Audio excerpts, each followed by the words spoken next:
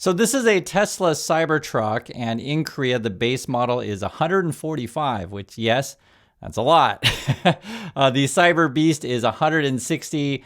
This is million Korean won. It roughly translates to, I think it's a dollar, is about 1,400 Korean won these days. So you're looking at like over $100,000, right, with these things. It's a lot of money. I'm going to talk the rest of the video in Korean won because converting every single price takes time. And also it's easier to compare prices. Now, I'm bringing this stuff up because when we made the video yesterday talking about Tesla, you had a bunch of Tesla fanboys going, "Oh, Chris, you're so dumb. Cybertruck, blah, blah, blah, costs blah, blah, blah, blah, blah." And it's like, well, I want to explain this to you because every market is different and pricing is different in different markets and competition is different in different markets. Here in Korea, or if you want to talk about, say, in China, it is all over the map in terms of competition. So let me show you some examples here. So this is the Tesla 3. Starts at 51. Middle range was the long range one's 59, so basically 60 though. And then the performance is 69, so pushing 70. You can see the prices right there. We saw the X yesterday, and my wife immediately was like, "Man, that thing's just way too expensive." Let me pull this up here. Whoops, not there. It's here we go. X, there it is. And it's just like horribly expensive. So the X is 135 to start, right? And then if you go the plaid version, it's 150. and seriously, like that's why the conversation came up is like, you know, when you get to that price level, you have so many options. Why would you ever buy a Tesla? This is why Tesla has a very tough treading in places like Korea. For example, I didn't even know this. This is news to me. Xpeng to drive into South Korea fueling Chinese EV incursion. And this is following, I guess, BYD and Zeekr. So basically going into next year here in Korea, we're going to have 3 Chinese brands. I've actually driven the BYD. It's not a bad car. It's how should I describe it? It's an electric vehicle on the cheap, but I would say this, you get pretty good value for what it is. I asked my wife, do we want to buy one? She said, absolutely not. So this is a non-starter in this household, but for the price, guys, the cheap one here, this is the Auto 3. It's like 31 or 33, and you compare that to like 150 for a Model X. It's like a non-starter, right? And I understand you're comparing apples to oranges or whatever. If you want to compare the Model 3, which is like kind of the lowest model in Tesla, okay, 51, 52, whatever, get into this thing. I can buy a BYD, like the cheaper one, for 30. It's like comes in so much cheaper. If I want to get the Seal, which is a little bit nicer BYD, that's 46, 47. These are why that these things are really competitive, right? This is why BYD is absolutely trouncing Tesla in several markets. And if you've never looked at this stuff before, and this is the Sea Lion, you probably didn't realize like, oh my God, these cars are real.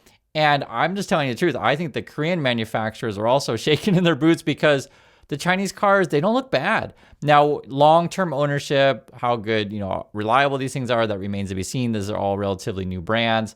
But if you can buy one at 33 and, I'll get into the Korean price in a minute, it becomes a very difficult value proposition. Zeekr, I don't even know much about Zeekr at all. I'm being frank with you guys. I just don't. These are relatively new. I haven't seen any of these on the road. If I get a chance to drive one, we'll try to do a review on these things because I'm interested in myself. I like cars. I like to talk about this stuff. And I wouldn't be, well, it looks like a nice car. Seriously. And the funny thing about this stuff is like Teslas look so old. Because like it's like a 10-year-old, well, I think maybe 2016 year models on a lot of those Teslas, and they just kind of change the colors around. This is the Zeekr. I mean, honestly, I think the design looks all right, and I want to hear you guys' thoughts. I showed you some BYD, I showed you some Zeekr. I don't work for any of these companies. I'm just showing you all of the different. I guess we only have one model here, the Zeekr 7X. The Xpengs are going to be coming to Korea also. I'm not sure which one they're bringing first. There's been various rumors, and I think what they do market tests of what's going to be popular. So it looks like they got an X9 here. This is an Xpeng, so that's a bigger one. So it must be the bigger number, the bigger one. I don't know if we have pricing on these things yet. So it's like a minivan kind of thing. Interesting. This is the G9. This again, the Xpeng. That must be a sportier one. Premium is always. I don't think there's any prices on these things. I promise you, they're probably going to be pretty reasonable. A lot of the Chinese brands come in more reasonable. There's the G6. That's not a bad looking car either. This actually looks kind of similar to the Lucid. And I want to hear your guys' thoughts in the comments, what you think about these also. And this is why Tesla's getting trounced. Oh, wow. Look at this Xpeng P7. That doesn't look bad either. 10 to 80% charge in 29 minutes. Huh. Wow. I'm all about this P7. I haven't seen these. We also have Volkswagen in Korea because someone wrote in the comments, "Oh, Chris, you're so dumb. You can only buy one kind of car in Korea." And it's just like, you have no idea what you're talking about. Like literally, you have no idea what you're talking about. I'm showing you all the different brands available in Korea. So we do have Volkswagens. I'll be frank with you, they're not that popular. I've only seen 1 or 2 dealerships here. I don't even know if I've seen this car in Korea. It exists. I mean, if you really want to get it, you can get it. It's the ID.5. I think there might be a 3 and a 7. I used to like Volkswagen a while ago, but I don't know. They've really fallen off. So they're not really part of the conversation so much. The 2 big brands in Korea, as you probably know, is going to be Kia and Hyundai. And when you look at the electric vehicles, so that's the Seltos here, but when you look at these things, like we got a lot of choices. So Tesla's just got basically a few models. They're all dated and old. We got a lot. So we got these Ray EVs. These are everywhere. These things are everywhere. There's 2 versions. There's like a van version and a regular version. The van version is more for like delivery vehicle, and a lot of delivery cars use this. The Nero EVs, a lot of taxis have these things. And you can see the prices. Actually, we should talk about some pricing. This little Ray thing, it's like basically a city car. It comes in at 27. And you remember when we looked at the Model 3, the entry into the Teslas is like 51. So it's like, they're expensive in comparison. The Neros I see quite a bit. A lot of people have them. The EV3s are really common. I personally think the EV3 is probably one of your best value cars. It's like an SUV kind of thing. Comes in at 39. You're going to get more models, and you can, obviously spend more on these things. So they go up to say 51, but that's a fully decked out one. And I would rather have that than a Tesla. And I've driven the EV3. It's a cool car. The EV4, actually, when you see these things, there's the EV4 and the EV6. The EV6 comes across like the Batmobile, so is the EV4. And I'll be curious if you guys have these in the USA. I don't know. And I'll be curious how much they're on the road. I'll just say we see these all the time. The EV5s you see also. You also got the EV6 GT. That's a little bit more sporty one. The EV9. I think some people have these things. That I've heard people in the comments say, "Oh, I really like the EV9." And then we also have these. These are like your delivery vehicles, and even UPS uses this kind of vehicle. I've seen these. I can't remember if it was a Kia or Hyundai, but we have that kind of these flatbed truck things, and they're coming in at what, $62.49. So this, for example, if you want to get a big car, these EV9s are like what, 64 to 88. And that's why when I showed you the Tesla Cybertruck pricing at like 150 or whatever it is, it's like ludicrous, in comparison. These are the Hyundais, and I just want to show you, and I'm going to get into some European brands in a moment here too. I started the Chinese brands. We'll go through some of the Korean brands. And I just want to show you guys, there are so many choices for this stuff that you may not necessarily see in the USA, and you may not know. The Onyx 6s, I think you might have these in the USA. You do see these around here. They're not as popular. It's kind of a sporty car. I don't mind these actually. These aren't bad. That's what do these come in at? I'll just tell you. I will go back to here again. I think what is it, 40 or 50, something like that. 48. This is another one. That is the Nexo.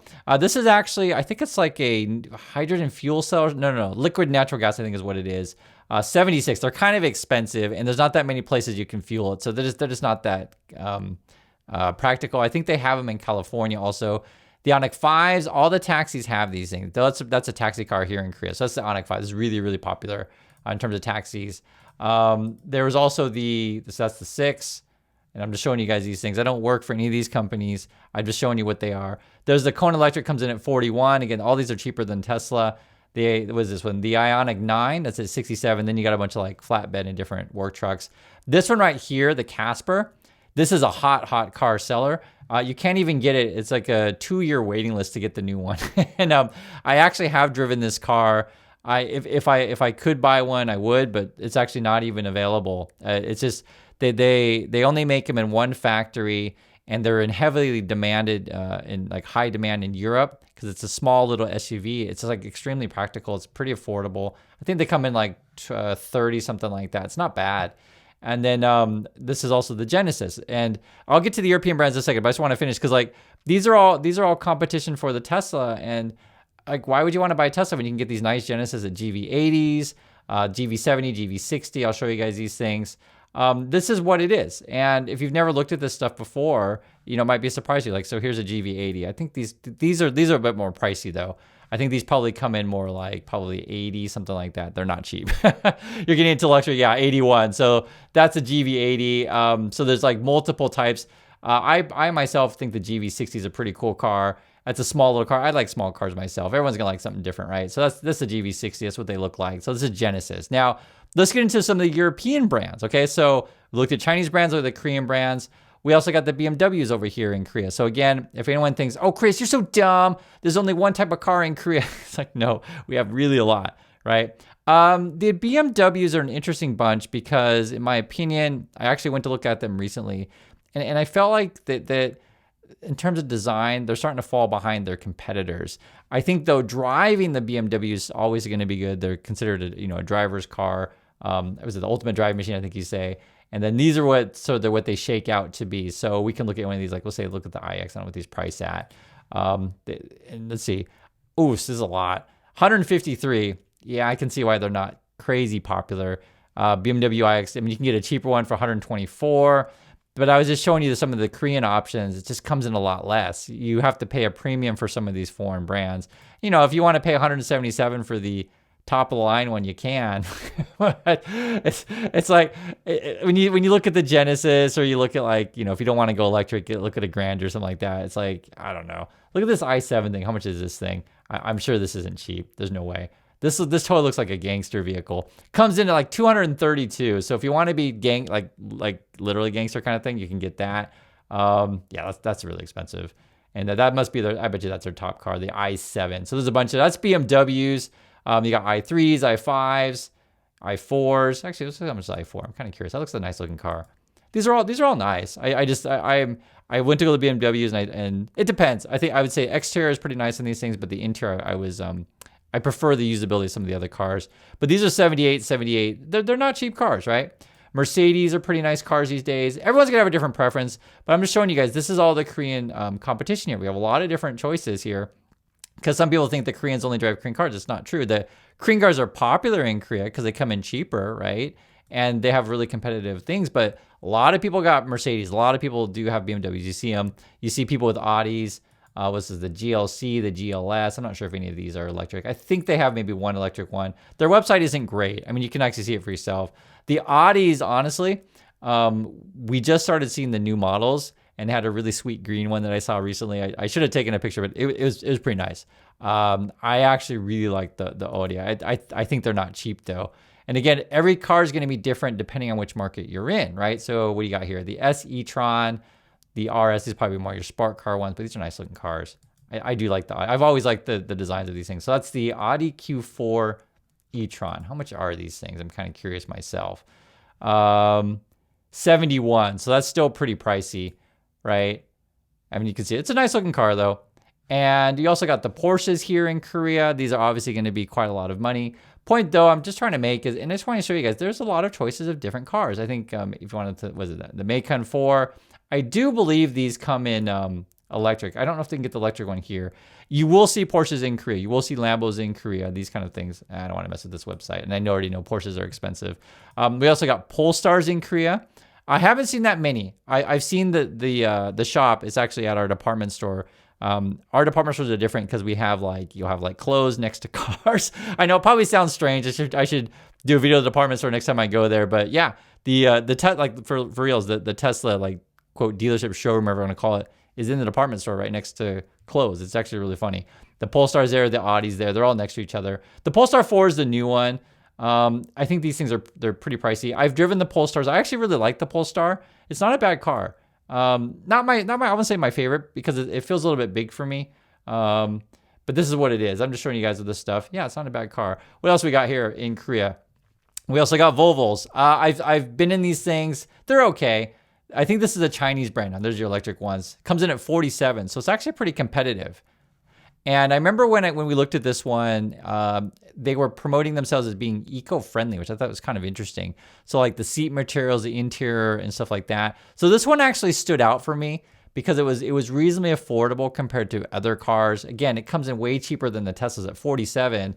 I'd rather have this than a 51, a Model 3. It's just too much, right? You got the Minis. The Minis are actually pretty expensive for the electric ones. I can show you guys this. And if you like the Mini, yeah, here it is. All electric Mini family, all electric Mini Cooper. These are kind of your popular ones. What is it? Oh, they only show you the monthly price. It's like, okay, no, just show me the price. What is the price of these things? It's a bad sign when they're trying to tell you the monthly price, because it's like maybe no one actually pays cash because they're too much. I don't know. I think they come in like probably 70 or something like that. That's this. You may not have seen these. We have the Renaults here in Korea. These are actually fairly popular. Seriously. I've looked at them myself. We saw them at the Busan Auto Show recently. They're not bad. And I don't even think you guys have this options. Let's see, is this the electric ones? This must be electric ones. I don't even think you have the Renaults here. Oh, these might be Renaults. I don't think you have these in USA. You guys can write in the comments if you have these. I believe this is a French car. I think they might have done a partnership with Korea though. So the Renault Arcana, and they're probably going to come in more reasonable than say like the Porsche or the BMW, these kind of things. And then yeah. I can tell you here what this costs if you guys are curious. 28. I think that's a regular car. I don't think shouldn't be electric. It says E-Tech Techna. Huh. We have to do a review on that one. That's pretty cheap. There's no way that's electric though. And also you got this one, KGM, which you probably never heard of before. There's a car that's actually a pretty well designed. It's like a truck thing. It's like the Taurus. These are everywhere. So this comes in at 31. A very, very popular car. You can get a cheaper version at 28. How to describe this thing? It's kind of like, it's got a rugged sort of safari feel to it. Yeah, you can see right there. Like they really market it as being safari rugged. It's got like this, I don't know. I really like these things if I were in the market for this kind of car. That's a hybrid, as you can see. Yeah, it's a pretty cool car. But there's right there. And, you know, if you're going to like look tough or whatever, you know, some people are gonna say, "Oh, I gotta get the Cybertruck that look tough." For me, like that kind of rugged feel, I'd rather go with something like the Taurus. But you know, everyone's gonna be different. You may prefer some of these other ones. This must be EV also, whatever this one is. Have I seen this car? This is let this load up here. That says Taurus EVX. They must have a whole bunch of different models of this thing. Yeah. So anyway, that's what's going on. I just wanted to show you guys. And when people always say that I'm dumb. Well, you make up your mind for yourself. I looked at the Teslas. My wife looked at these also, and they're too expensive for what they are. And here's the Model Y if you're curious, because people say, well, you're not looking at the most popular one. This is right here. I'll just show you the price. If you want to buy a Model Y in Korea, so it looks like 52 to 63 is what they price in at. And then you can compare that to all the ones that we looked at in the video. So that's my thoughts on this. I would like to hear yours, and I'll catch you all in the next video.